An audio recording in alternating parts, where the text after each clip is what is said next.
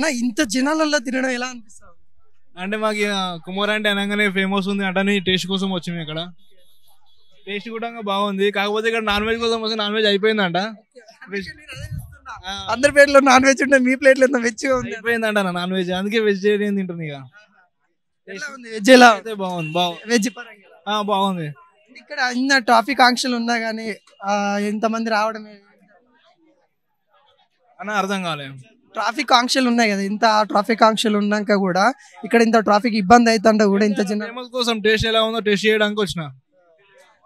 మన ఇది ఇలా తినడానికి ఎవరు ఇష్టపడరు కానీ అయినా తింటా ఉన్నారు. ఎందుకంటే ఇక మొత్తం ఎవరు అంటే వాళ్ళకు ఫేమస్ అయిపోయింది కాబట్టి టేస్ట్ కోసం చూడాలనుకుంటారు. ఇక్కడ అందుకంటే హోటళ్ళలో తింటాం కదా, ఈ టేస్ట్ కూడా ఎలా ఉంటుందో చూడడానికి తింటున్నాం. ఇప్పుడు సీఎం గారు కూడా తన హోటల్ పైన స్పందించడం ఏ విధంగా?